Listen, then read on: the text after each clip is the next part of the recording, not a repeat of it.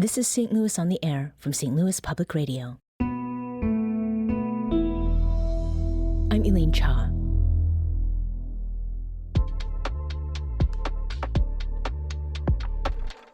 At this moment, Missourians opposed to the redrawing of the state's congressional districts are protesting at the state capitol. STLPR politics correspondent Jason Rosenbaum is there and joins us now. Jason, what's happening now and what are you seeing? Well, right now there are hundreds, if not thousands, of people inside and outside the Missouri Capitol. They are protesting this mid-decade redistricting, which is slated to be debated in the Missouri Senate over the next few days.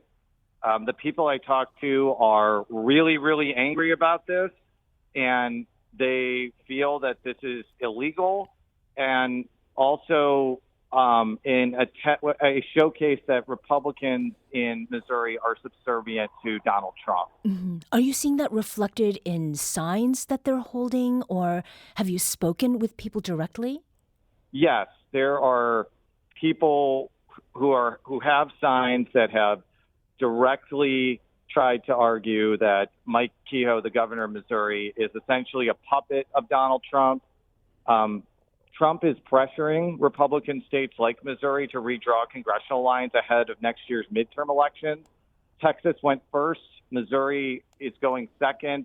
Indiana, Florida may follow next. And it's really, it has not, this is something that hasn't happened in American politics in well over a century. The last time there was mid-decade redistricting on a common level was in the Gilded Age in the 1870s and the 1880s. So people are very upset about this, and they're upset that Kehoe is basically following what Trump wants. Mm-hmm. And are you also seeing a range of people there as far as, age, racial background, any of that? Yes, it's a very diverse crowd in terms of race and generation. You see a lot of members of organized labor here, not only for the redistricting part of the special session, but also another measure that could make it very, very difficult to approve constitutional amendments that are put on the ballot by initiative petitions. Organized labor in Missouri see this as an existential threat, especially because there's a provision in that proposal, which will also get debated this week, that would allow the legislature to pass anything, to put something on the ballot that would pass by a majority vote, but things that are put on the ballot by the initiative petition process would need a majority vote and a majority in all 8 congressional districts. So to them, especially members of organized labor, it's not too out of the question that the legislature could put something like right to work on the ballot in a couple of years, and it would only need 50+1 to pass. And they're just going to try and defeat that at the ballot box if the legislature puts it on there. Mm-hmm. Now, returning to the redrawing of the map, and I think this is connected to what you've just explained about who is there and why they have gotten there. Just yesterday, the Missouri House approved a redrawn map that eliminates the Democratic-leading 5th district in the Kansas City area, and that has now gone to the Senate. Jason, how soon do you expect a vote on this proposed redraw?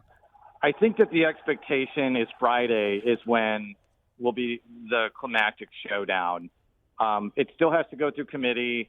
There's a couple of other process-related things that have to happen.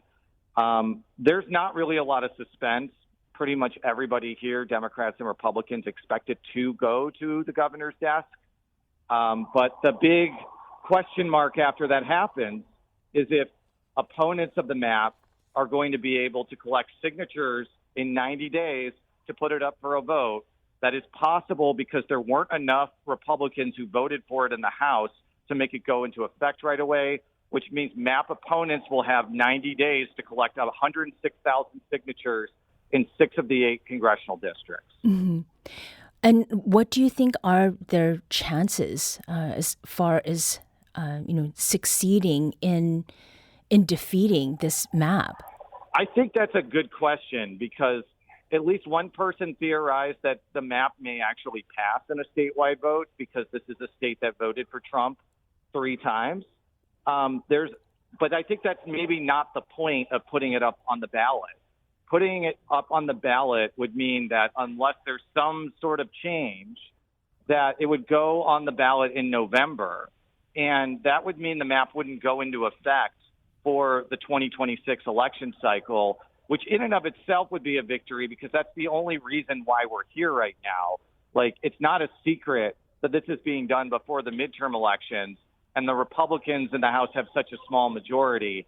If Missouri is kind of off the table for this election cycle, then that would be a huge blow to President Donald Trump, who has exerted a lot of pressure on Missouri Republicans to get this done. But a lot needs to happen before we get to that point. Jason, thanks so much for catching us up on what's happening there. Jason Rosenbaum is STLPR's politics correspondent.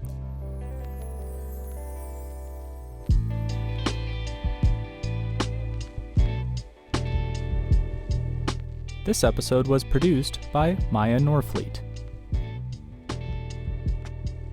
Our executive producer is Alex Hoyer.